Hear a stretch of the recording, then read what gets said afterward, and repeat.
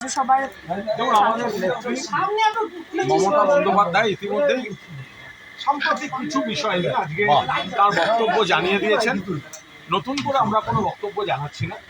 এখন যদি কারোর মনে হয় যে তিনি ইস্তফা দেবেন তো দিয়েছেন, আমাদের মাননীয় নেতৃত্ব বলেছেন যে যার যা মনে হচ্ছে কোনো না কোনো কারণে যাওয়ার 21শে জুলাই শহীদ দিবস, শহীদ তর্পণ আছে, যার যার মনে হচ্ছে, যার যার কষ্ট হচ্ছে তারা তার আগেই চলে গেলে ভালো হয়।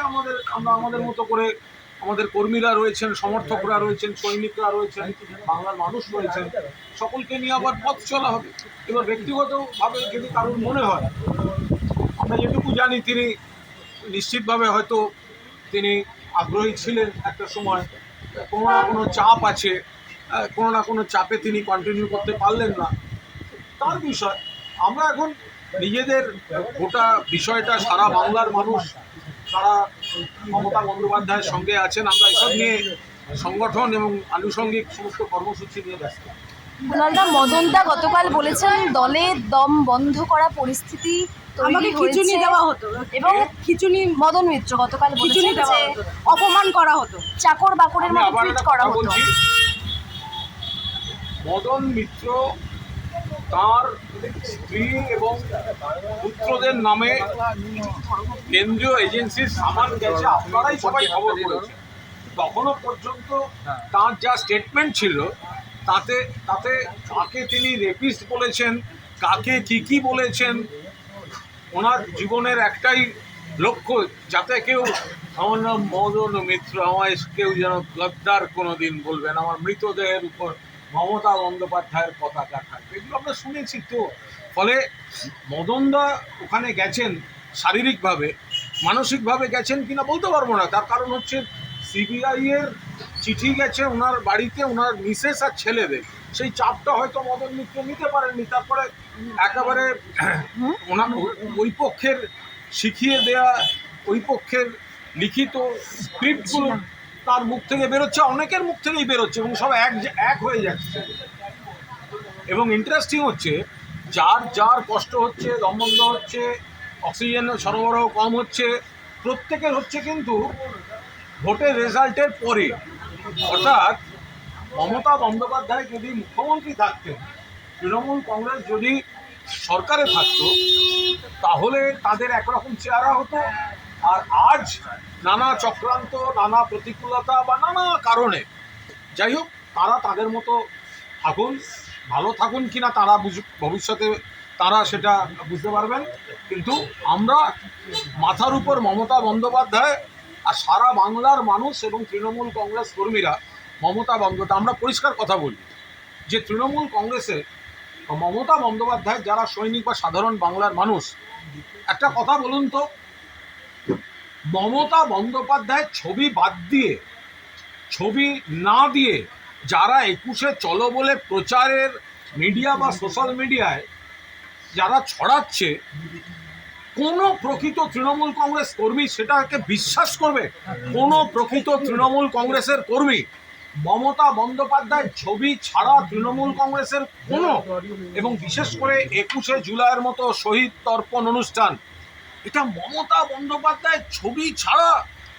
যারা বলছেন মমতা বন্দ্যোপাধ্যায়কে তারা নাকি চেয়ারম্যানশিপ থেকে তারা সরিয়ে দিচ্ছেন, কর্মীরা, বাংলার মানুষ দেখছেন, কর্মীরা মমতা বন্দ্যোপাধ্যায়ের সঙ্গে, বাংলার মানুষ মমতা বন্দ্যোপাধ্যায়কে সমর্থন করছেন, এই ধরনের চূড়ান্ত বিশ্বাসঘাতকতা এটা হতে পারে।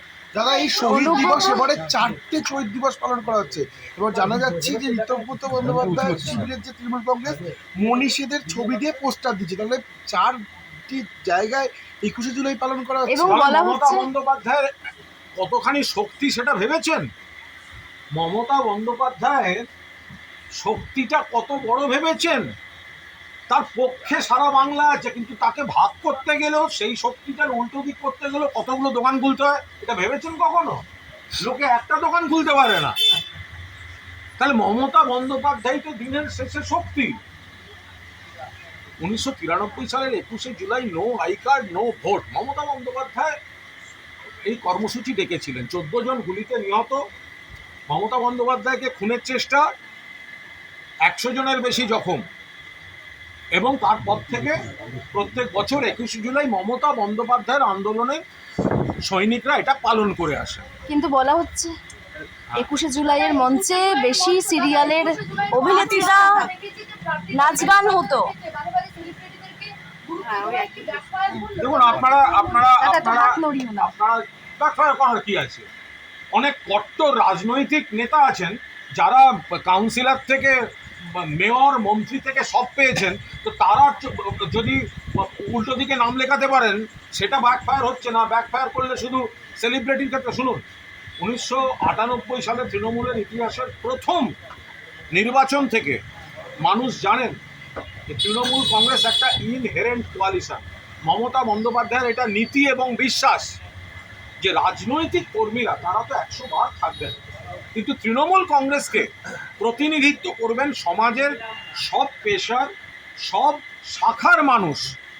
যেমন সব ধর্মের মানুষ থাকবেন, বিভিন্ন জাতি, ধর্ম, বর্ণ নির্বিশেষে থাকবেন, তেমনি পেশার মানুষ থাকবেন, যারা হোল টাইমার রাজনীতিবিদ থাকবেন, চিকিৎসক থাকবেন, বাস্তুকার থাকবেন, শিক্ষক থাকবেন, অধ্যাপক থাকবেন, চলচ্চিত্র অভিনেতা থাকবেন, গায়ক থাকবেন, গায়িকা থাকবে। তো ভালো তো, এটা এই সংসদীয় গণতন্ত্রে একটা সমাজের ইনহেরেন্ট কোয়ালিশন।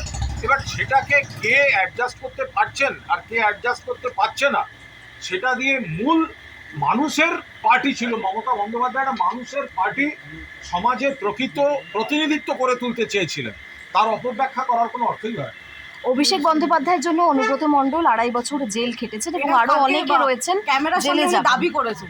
দেখুন, এই ধরনের কথাবার্তাগুলো মানে কোনো মাথামুন্ডু নেই।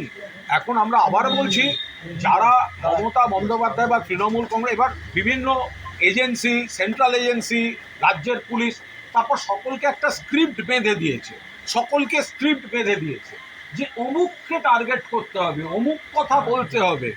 যদি একটাই দোষ, বুঝলেন, মমতা বন্দ্যোপাধ্যায়ের নামে ভদ্রমহিলা, ওনার একটাই দোষ, উনি আর আজকে মুখ্যমন্ত্রী নেই। তাই জন্য এই সমস্ত নোক দাঁতগুলো দেখতে হচ্ছে, এই সমস্ত ডায়লগ শুনতে হচ্ছে।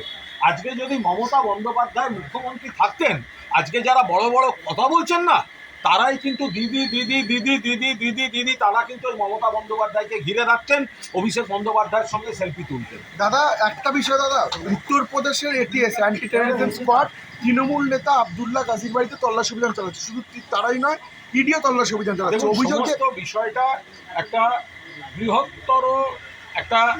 বৃহত্তর ষড়যন্ত্রের একটা রূপরেখা। এটা নিয়ে আমরা বারবার আশঙ্কা প্রকাশ করেছি। কোন কেস, কি ব্যাপার আমরা ডিটেল জানি না, ফলে কেসের মেরিট টু মেরিট কোনো রিয়াকশন দেওয়া আমাদের পক্ষে সম্ভব না। আমরা টাইমিংটা দেখছি, প্যাটার্নটা দেখছি, তাতে মনে হচ্ছে রাষ্ট্র শক্তি, কেন্দ্র হোক বা রাজ্য হোক, সব রকম ক্ষমতা অপব্যবহার করে তৃণমূলকে বিড়ম্বনায় ফেলা, ক্ষতিগ্রস্ত করা, এটা টার্গেট করেছে। ফলে আমরা সেই বিষয়টা বারবার মানুষের সামনে আনছি, আইনি লড়াইও চলছে।